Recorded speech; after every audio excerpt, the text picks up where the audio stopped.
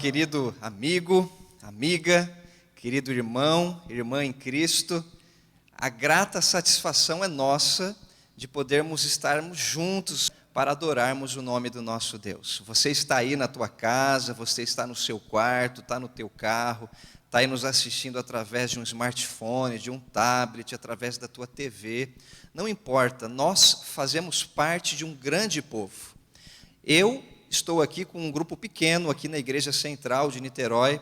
Nós estamos aqui cumprindo uma parte da nossa missão, que é estar proporcionando esse momento de adoração para você, para a sua família.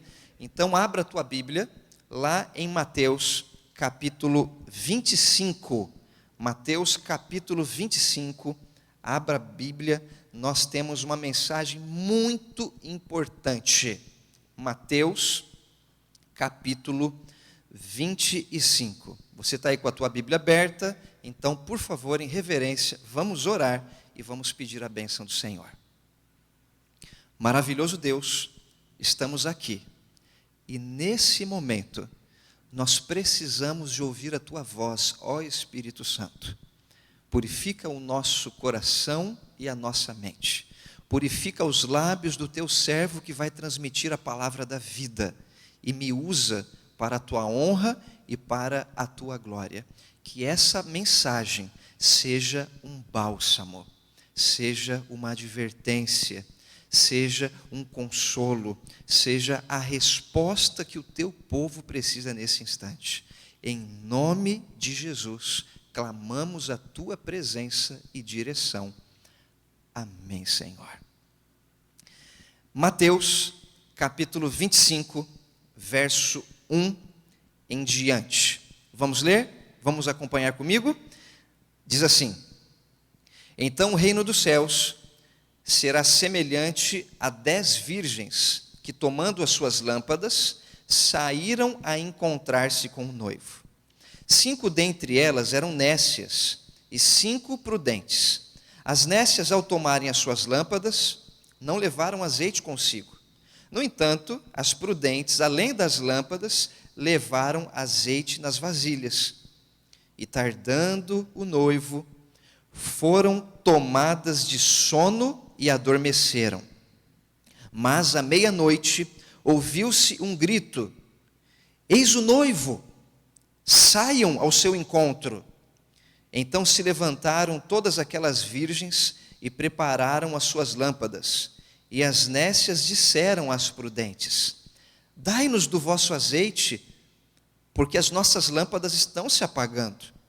Mas as prudentes responderam: Não, senão vai faltar para nós e para vocês.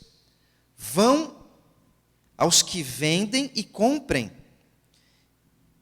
E saindo elas para comprar, chegou o noivo, e as que estavam apercebidas entraram com ele para as bodas, e fechou-se a porta. Mais tarde, chegaram as virgens nécias, clamando: Senhor, Senhor, abre-nos a porta. Mas ele respondeu: em verdade vos digo, não vos conheço. Vigiai, porque não sabeis o dia e nem a hora.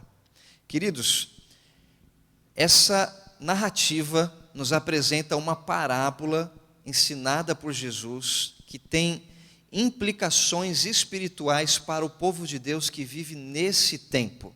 Essa parábola, ela é conhecida como a parábola das 10 virgens, muito conhecida essa parábola, e nós, então, queremos extrair algumas das lições importantes que aqui estão. Só para você ter ideia, no capítulo 24 de Mateus, e nós já estudamos aqui em alguns sábados anteriores, o capítulo 24, ele nos apresenta os sinais da segunda volta de Jesus, enquanto o capítulo 25 de Mateus nos apresenta como o povo iria se preparar, a preparação para a volta de Jesus.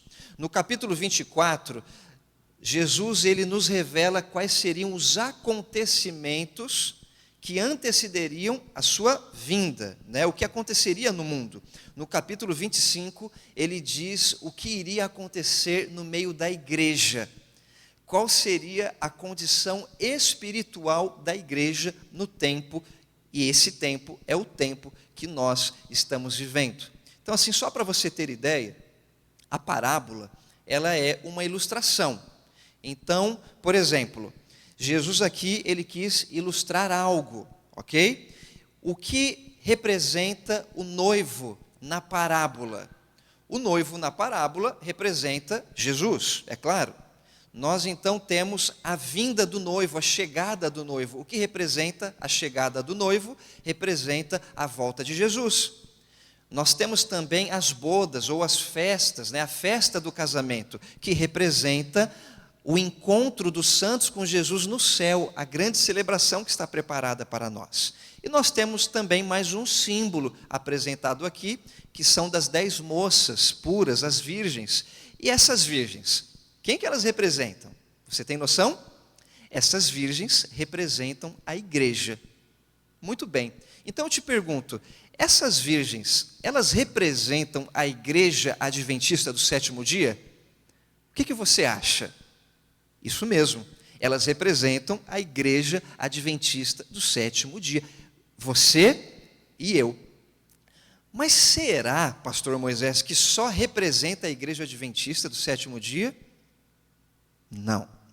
Na verdade, essas virgens, elas representam o povo de Deus espalhado por todo o mundo, em todas as religiões, as denominações. Deus tem esse povo espalhado. Representam todo o povo de Deus, e há 2 grupos específicos, as nécias e as prudentes. Muito bem, então vamos à Bíblia e vamos tentar entender um pouquinho quais são as lições que Jesus quis nos ensinar contando essa parábola.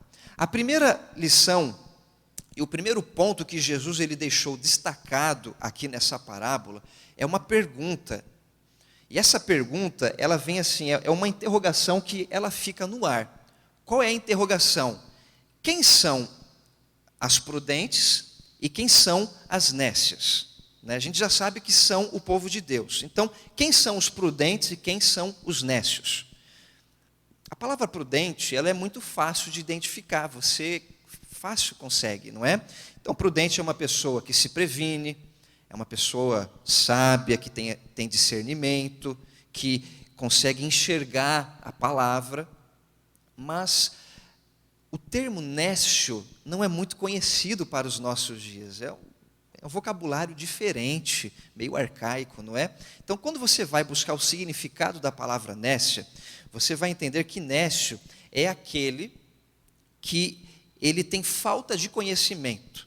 Nécio é aquele que é imprudente, é aquele que é incapaz, é inapto, é isso que diz o dicionário. Nécio é aquele que não tem discernimento, é aquele que é ignorante, é chamado até de estúpido. Esse é o nécio. Então temos os prudentes e temos os nécios. Muito bem, então, quem são os prudentes e quem são os nécios? É claro que eu e você queremos ser os prudentes, mas será que realmente fazemos parte desse grupo? Como que Jesus, então, ele caracteriza isso? Entenda uma coisa. Jesus, ele em meio de muitas características, Jesus, ele se concentra em uma característica aqui. Não é que as outras não são importantes, mas ele coloca talvez a mais essencial para o momento. Jesus aqui, ele não faz o contraste entre as virgens que eram puras e as impuras. Jesus, ele não fala de um povo que é santo e um povo que é pecador, de pessoas que são boas e pessoas que são más. Não, Jesus ele não apresenta essas características. Tudo bem? Tá, Moisés, então, qual é a diferença? Será que um grupo delas dormiram? É isso que representa, então, os nécios? É isso? Não. Se você olhar para a parábola, e isso é muito importante, meu amigo, se você olhar aqui para a parábola, você vai entender que, na verdade, todas as virgens, elas adormeceram. Ou seja, o povo de Deus, no tempo do fim, um pouquinho antes de Jesus voltar, ele ficaria numa sonolência espiritual. Entenda, isso já aconteceu. Você lembra lá de Jesus no Getsêmani, Jesus orando e se preparando para os momentos finais, para se entregar pela humanidade, e ele pediu que os discípulos estivessem ali vigiando, atentos. E o que aconteceu com eles naqueles momentos finais? Todos os discípulos, eles adormeceram, não é? Jesus, ele disse que isso iria acontecer com o povo dele naquele tempo também, nesse tempo. Nós vivemos hoje, amigos, numa tremenda sonolência espiritual. Você já se sentiu assim alguma vez? Você já quis despertar da tua sonolência espiritual? Você quis mudar de atitude? Você quis já se aproximar de Deus, mas você não tinha força, você não conseguia reagir a isso? É mais ou menos dessa forma como muitas pessoas se sentem. Elas querem, mas elas não conseguem. Eu não sei você, mas eu gosto de dormir. E dormir é uma bênção. Eu, assim, sinceramente, eu gostaria de poder dormir mais 3 ou 4 horas no meu dia, mas eu não consigo. Não é? Mas dormir é muito bom. Você gosta de dormir? O problema é que no quesito espiritual, a sonolência espiritual, ela não é saudável para o povo de Deus, queridos. Nós hoje temos uma cultura secular, materialista, sem Deus, que está nos levando a um entorpecimento das nossas faculdades espirituais. Você já se sentiu sedado, anestesiado, sem força para reagir às coisas divinas? Você já sentiu o Espírito Santo te chamar e você prometeu e você queria seguir naquele caminho, mas as circunstâncias, o trabalho, a falta de tempo, situações adversas onde você se encaixa, você não teve força para reagir? Esse é o entorpecimento, é a inércia espiritual que Jesus disse que iria acontecer com o seu povo no tempo do fim. E os prudentes e os nécios iriam passar por isso, e seria necessário que esse povo despertasse. Nós precisamos acordar. Pastor, então qual é a diferença de um grupo para o outro? E aí? Jesus, ele fez questão de ir direto ao ponto. E ele disse, a diferença está na falta do óleo. O óleo, ele também é apresentado como azeite na Bíblia. Entenda, não é que as virgens nécias, elas não tinham o azeite. Na verdade, elas não tinham o suficiente para os momentos seguintes. Esse foi o grande problema. E aqui vem uma outra questão. O que significa o azeite na Bíblia? Nós precisamos entender o óleo, o azeite, o que representa. Quando você vai folhear aqui a tua Bíblia, no Antigo Testamento e no Novo Testamento, o azeite, ele representa o Espírito Santo na vida do povo de Deus. O óleo representa a presença do Espírito Santo. Então, quem tem o azeite tem a presença do Espírito Santo. Quem tem o pouco azeite ou a falta do azeite tem a pouca presença ou a ausência total do Espírito Santo na vida. E deixa eu te falar, querido, não adianta. Sem o Espírito Santo você não consegue se aproximar de Jesus. Sem o Espírito Santo você não consegue se convencer dos erros que você está nesse momento. Sem o Espírito Santo não é possível Jesus agir na tua vida. Sem o Espírito Santo nós não teremos força e fé suficiente para suportarmos os momentos que virão e que estão antecedendo a volta de Jesus. Você entende a grande necessidade que nós temos? O Espírito Santo na Bíblia também, o azeite, ele representa a cura. O azeite, ele também significa iluminação, significa testemunho, ou seja, o povo de Deus, ele só tem uma finalidade nesse mundo aqui. Você foi chamado por Deus para ser um farol para um mundo que está em trevas, querida. Você entendeu o propósito? Qual é o propósito da igreja de Deus? Igreja, ela tem um propósito. Igreja tem o propósito de receber os quebrantados de coração, aqueles que estão enfermos, curar. Jesus cura o seu povo quando a igreja está junto, reunida. E depois de curados, Jesus diz: vão e levem a esperança e a luz para aqueles que eu quero salvar também. Você consegue entender? Esse é o propósito. E somente através do azeite e através do Espírito Santo que isso é possível. Olha o que diz o autor Mark Finley. Ele diz assim, num dos livros fenomenais que ele tem, apresentando sobre o verdadeiro reavivamento, ele diz o seguinte, ele diz assim: Deus deseja, está acompanhando aí? Leia comigo o que está escrito. Deus deseja ter um povo cheio do seu Espírito, totalmente consagrado. Ele quer curá-lo da amargura, da inveja e do ciúme. Ele deseja libertá-lo do orgulho, da arrogância, do egocentrismo, da fofoca, da futilidade, da impureza.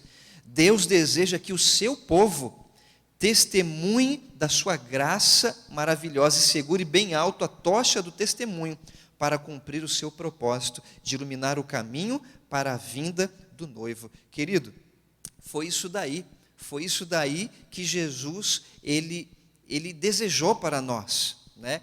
A igreja precisa ser um farol para o mundo, mas nós nos encontramos então diante de um grande problema, e o problema é que as virgens nécias, entenda, elas dependiam do óleo que elas haviam adquirido no passado. O problema, e a gente vê aqui um erro espiritualmente devastador. O problema não é que elas não tinham óleo, elas tinham algum óleo, mas elas não tinham o óleo suficiente para os momentos seguintes. Olha aqui para mim, por favor. Me acompanhe. Seja bem sincero. Você acha que é possível alguém acreditar que uma experiência superficial com Deus é o suficiente para nos conduzir como vencedores até os momentos da grande crise que virá? Você acha que é possível uma experiência superficial ser o suficiente para nós? Querido, nós estamos vivendo num momento de grande dificuldade. E esse momento, talvez você já esteja sentindo. O teu amigo, o teu querido, a tua parentela, eu e minha família, nós já estamos sentindo. Minha irmã me ligou 2 dias atrás e disse: Moisés, perdemos o auxílio, o benefício do aluguel aqui. Perdemos, vamos ter que nos virar agora para pagar o aluguel. A nossa redução salarial vai ser tanto para o meu cunhado, quanto para minha irmã. Perder um benefício, redução salarial, redução da carga horária. E a gente vê a preocupação, né? Talvez você esteja passando por isso. Eu recebi a notícia, mais de uma semana atrás, 35% de redução salarial para o meu orçamento, da minha família. O que a gente faz? Só que, em contrapartida, deveria eu chegar e clamar, e deveria eu chegar e me desesperar. Eu sei que tem pessoas que estão passando por necessidade maior do que eu. Enquanto uns estão tendo redução, outros já perderam o emprego, outros estão na necessidade, já estão ali, sabe, passando maus bocados, não tem nada. Os momentos são difíceis, queridos, mas eu tenho uma coisa para te dizer. Embora sejam difíceis, nós temos ainda motivos para louvar a Deus. Você sabe por quê? Entenda por que nós temos motivos para louvar a Deus. É porque a grande crise ainda não chegou. Ou seja, a gente vive um momento de oportunidade hoje, embora difícil, ainda não é o pior momento. A gente vê pessoas especulando, será que é agora? Jesus volta agora nesse momento? Entenda, não é agora ainda. Pode ser que esse momento vá desencadear o restante. É o início das dores, mas ainda não é o fim. Algumas coisas ainda vão acontecer, né? Então, eu ainda não sei quantos dias ou meses a gente tem pela frente, mas uma coisa eu sei, essa ainda não é a grande crise e o momento mais difícil que o povo de Deus vai enfrentar. Quando a gente vai lá na Bíblia, Mateus 24, 21, lá diz assim, que o tempo de angústia que vai chegar quando Jesus estiver voltando vai ser tão grande a crise, que Jesus ele vai ter que abreviar os seus dias. Porque se ele não antecipar a volta dele, olha, nem mesmo os eleitos conseguiriam ser salvos. Então te pergunto, a gente já está vivendo esse momento de crise? Não. Isso é apenas o início, Deus nos mostrando, Deus nos dando oportunidade. Então, por que a gente pode louvar a Deus? Porque você ainda tem chance. Porque o Espírito Santo ainda está chamando você. Ainda existe a porção dobrada do Espírito Santo para todos aqueles que buscarem. Entenda, nós temos pessoas hoje que fazem parte do povo de Deus, que elas estão dentro de uma classe superficial, presa no passado. Será que você depende disso? Será que você é essa pessoa que vive naquela experiência cristã lá do passado, onde você já viveu com Jesus, você orava mais, você pregava, você ensinava, a tua vida era mais iluminada e você fica se baseando naquilo em vez de estar se baseando no hoje? Nós temos pessoas que confiam mais na experiência passada como se fosse o suficiente para os dias seguintes. Existem crentes que não estão cuidando da sua vida espiritual, não estão alimentando a sua alma. Tem pessoas que estão afastadas da fé, de vez em quando eu encontro na rua, pergunto como que está. Ah, pastor, eu não estou indo na igreja, mas eu estou firme com Deus. Ela não tem a noção de que o não ir à igreja, isso daí afeta completamente a fé dela. E eu não estou falando de ir à igreja templo, eu estou falando de você estar em comunhão com a igreja, o povo.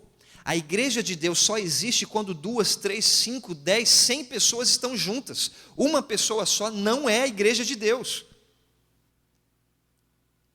Então, quando eu me distancio do grupo, quando eu sou uma brasa e eu saio da fogueira, o que acontece? Uma brasa sozinha não mantém a sua chama acesa, mas existem pessoas que, afastadas do corpo de Cristo, elas ainda dizem, não, eu estou firme com Deus, eu continuo acreditando em Deus, eu continuo acreditando na Bíblia. Querido, isso é viver com o azeite do passado, é se basear na experiência passada e esquecer que existe o presente e o futuro ainda. Você tem que buscar o combustível constantemente. Há muita gente que conhece a verdade, estão informadas, mas elas não estão transformadas. Existem pessoas que quando a gente olha assim para a aparência, você olha ali, parece que está tudo bem, mas não está. Ainda vivem no mesmo nível da velha natureza. Há pessoas que elas têm um conhecimento casual das doutrinas, mas não vivem uma experiência de coração com Deus. Então me responda sinceramente. Será que a verdade na qual você e eu, a verdade que nós acreditamos, o Cristo que nós proclamamos, transformou radicalmente a nossa vida? Minha amiga, ei, você, Jesus já te transformou por completo, você é uma nova criatura em Cristo Jesus, ou a velha natureza ainda está querendo dominar? Entenda, o Jesus da Bíblia, aquele que nós conhecemos quando entra na nossa vida, a nossa vida não pode continuar a mesma, senão você ainda não conheceu Jesus de verdade. Você já foi transformado? Você não acha que essa é a oportunidade que Deus está te concedendo, querido? Será que não é um momento de graça, o chamado ainda que está sendo estendido para você e para pessoas que você tanto ama? Nós temos aqui um elemento que nos preocupa nessa parábola. E esse elemento é o da surpresa, o fator surpresa. Eu não gosto de ser pego de surpresa, não gosto. A gente pode ser pego numa situação boa, mas você pode ser pego numa situação difícil também, não é? Existe o elemento da surpresa. À meia-noite, sabe o que aconteceu? À meia-noite houve o grito. E aí, o grito foi o seguinte: levantem, o noivo está chegando. E aquelas moças, elas despertaram rapidamente, e as 5 virgens nécias, meu pai, as nossas lâmpadas estão apagando. Ei, meninas, emprestem o azeite para nós, empreste só um pouquinho para nós. Entenda, elas ainda tinham as suas lâmpadas, mas elas não tinham mais o azeite. Emprestem um pouquinho para nós. Não, nós não podemos. Vai chegar um momento, querido, aonde as pessoas, elas vão correr atrás de você, e elas vão dizer assim: José, me concede um pouco do azeite. Janaína, eu preciso um pouco do azeite, concede para mim. Josefa, me dá um pouquinho, uma porção desse azeite, desse óleo que você tem. Eu preciso um pouquinho. E infelizmente, a mensagem, a resposta vai ter que ser a mesma: querido, eu não posso te emprestar. Mas pastor, como não pode emprestar? E o conceito de compaixão, de amor? Não, querido, isso daí é importante, mas o azeite não pode ser emprestado. Sabe por quê? Porque é impossível emprestar o poder do Espírito Santo. Você entendeu a lógica aqui? É impossível você emprestar a tua experiência com Deus, você emprestar o teu momento de comunhão, o teu momento onde você está refletindo sobre a palavra. É impossível você emprestar a porção dobrada do Espírito Santo. Só é possível você vivenciar o poder do Espírito Santo e a presença dele na tua vida. Muitos vão pedir, mas não vai haver a oportunidade. Mas isso daí ainda não é uma notícia ruim, entenda. Embora seja algo preocupante, sabe qual é a notícia boa? Olha para o céu nesse momento. Há um suprimento imenso da porção do Espírito Santo para ser derramado para todo aquele que quer. Você quer a porção dobrada do Espírito Santo? Ei, você quer? Levanta sua mão aí. Você deseja isso? O Espírito Santo, ele está esperando, ansioso para te conceder o poder dele. Você quer uma vida nova, quer uma vida restaurada? Isso é possível. Jesus disse: pedi e dar-se-vos-á. Existe uma provisão imensa. O pão da vida, Deus quer nos conceder. Mas, gente, quantas vezes a gente fica se contentando apenas com as migalhinhas? É ou não é? O Espírito Santo, ele quer derramar uma chuva torrencial do seu poder, mas sabe com o que você está se contentando? Apenas com as gotas esporádicas. Deus, ele quer abrir as janelas do céu para você ver as maravilhas dele, mas você muitas vezes ainda se contenta com os pequenos raios de luz, ou na verdade as trevas estão crescendo cada vez mais ao teu redor. Querido, esse é o momento para isso. Mas se lembre, ninguém pode ser espiritual no meu lugar. Eu não posso comprar a espiritualidade de alguém. Eu não posso chegar e tornar o meu filho espiritual e fazer com que ele tenha comunhão com Deus. Isso precisa ser vivido. Eu não posso olhar para a pessoa mais consagrada e eu então passo a ser só por estar andando com essa pessoa.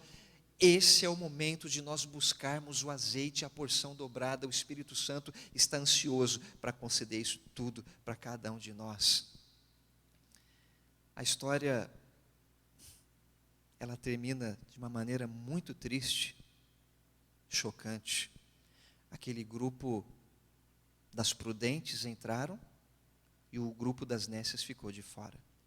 No povo de Deus, assim como a parábola do joio e do trigo. O joio foi colhido, mas o trigo foi queimado. O trigo foi colhido, mas o joio foi queimado. Aqui nessa parábola é a mesma coisa. Os prudentes vão entrar, mas o grupo dos nécios que não tem o azeite, eles vão ficar de fora. Chegaram no momento, bateram.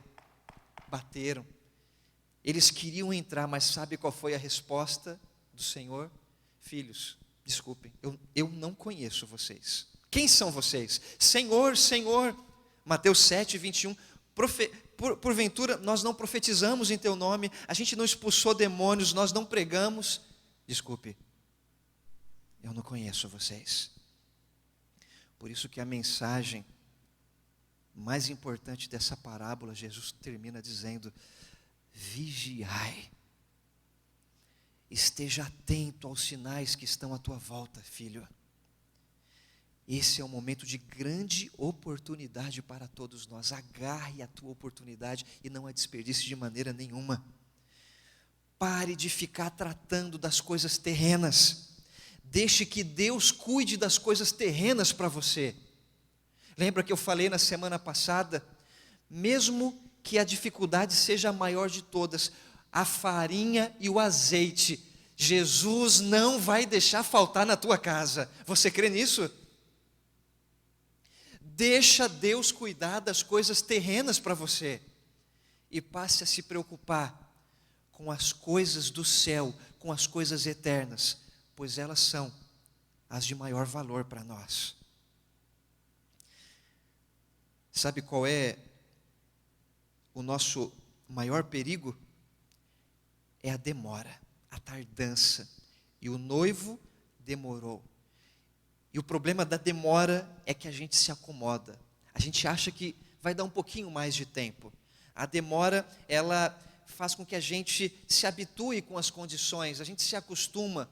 A demora tira aquele senso de urgência de nós. Mas o noivo está vindo.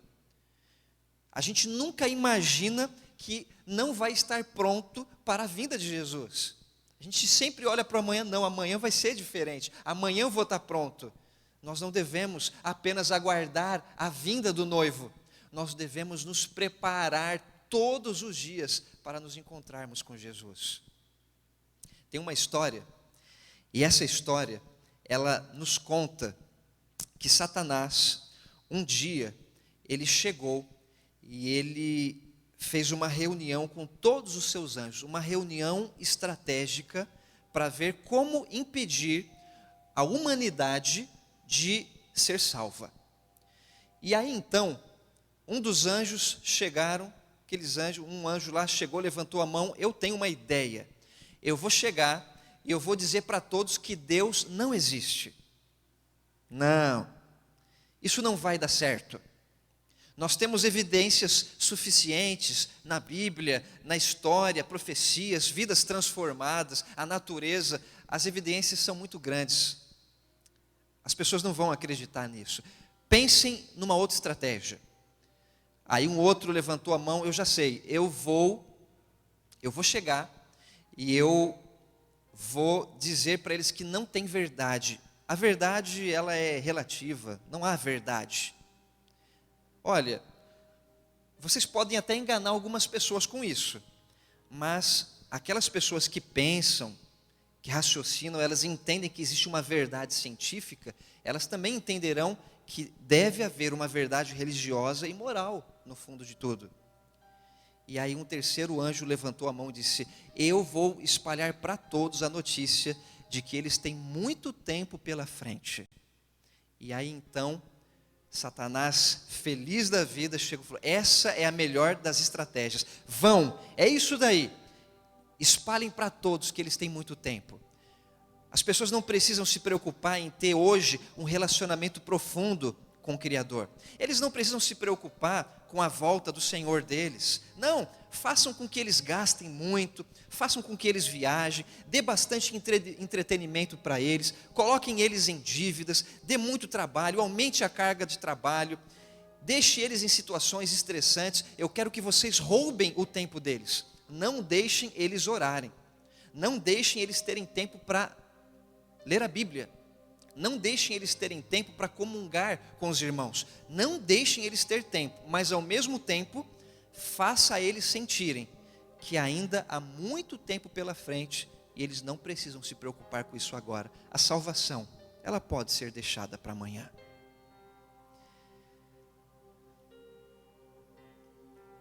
É uma história fictícia, é claro, mas eu acredito que ela traz uma realidade e uma lição extraordinária, não é mesmo? Querido, você consegue ouvir os sussurros do inimigo no seu ouvido? Você já ouviu? Eu já. Será que Deus está te chamando para você tomar uma decisão que você está adiando já há tanto tempo. Porventura, o azeite da sua lâmpada está se apagando. Você não consegue mais desfrutar da alegria com Cristo que você já teve há tantos dias, meses atrás, anos atrás. Será que você está baseando a tua salvação e a tua experiência com Deus no passado ou na vida de alguém? Será ainda que o orgulho bate a porta do teu coração? O ressentimento, a amargura, você não perdoa. Existem pecados ainda encobertos, ocultos. Você ainda está aprisionado nas circunstâncias desse mundo.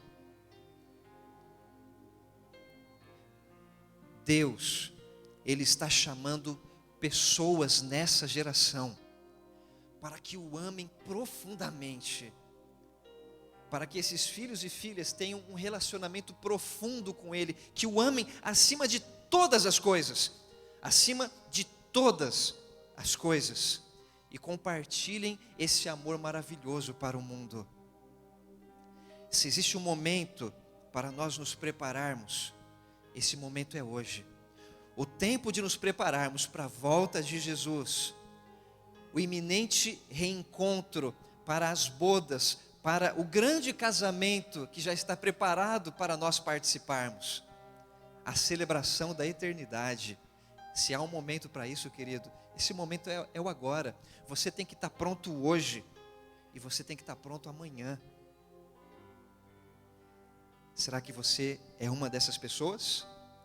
Será que você é uma dessas pessoas que precisa tomar essa decisão hoje? Será que Deus, Ele falou diretamente com você?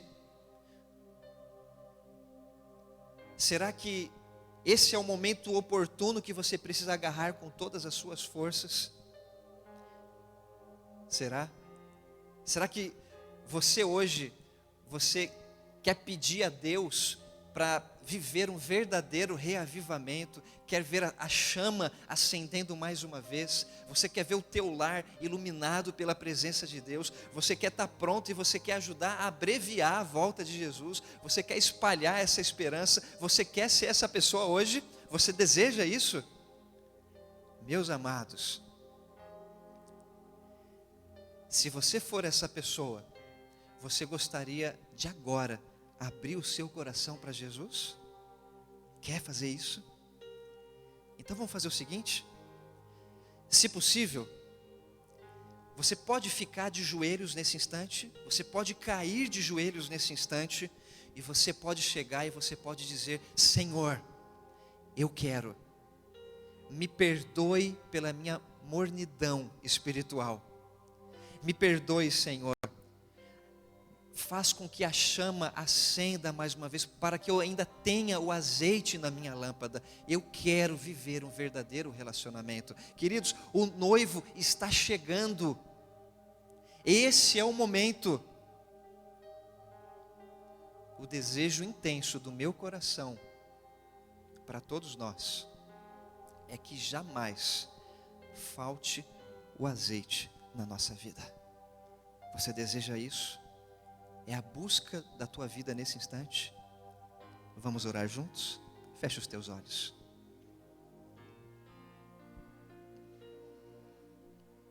Ó Senhor Deus, Tu és maravilhoso e eu louvo o Teu nome, porque ainda existe graça, a porta ainda está aberta, o convite está sendo estendido para todos. O Senhor ainda está chamando filhos e filhas. Eu te agradeço, Senhor, porque mesmo em meio já aos desafios, a essa crise catastrófica que nós já estamos presenciando na história, nós ainda não testemunhamos o pior. O Senhor ainda está provendo com o azeite e com a farinha. O Senhor ainda está atendendo às nossas necessidades espirituais. Mas a maior de todas elas na nossa vida hoje, Senhor, é que precisamos do azeite. Queremos fazer parte do grupo dos prudentes, aqueles que vão entrar para as mansões eternas. Mas para isso, A nossa vida não pode ficar baseada no passado. Não podemos ficar usando o azeite do ontem e do anteontem. Não podemos, Senhor, nos basear na vida espiritual e na consagração de outra pessoa. Esse é o momento de nos agarrarmos ao Senhor, de clamarmos pelo azeite, pela presença do Espírito Santo, pelo poder real. Queremos a chuva, queremos a porção dobrada, queremos o pão da vida sendo derramado na sua plenitude. Perdoe, Senhor, aqueles que estão vivendo mornidão espiritual, estão na sonolência e não conseguem despertar. Desperta em nome de Jesus. Reacende a chama. Eu quero, Senhor. E eu digo por mim, me ajude, junto com a minha família, a vivermos a real experiência contigo e o real reavivamento. Derrame o teu poder, a tua graça e o teu bálsamo para cada filho que assim o deseja, em nome de Jesus. Eu te peço e eu te agradeço. Amém, Senhor.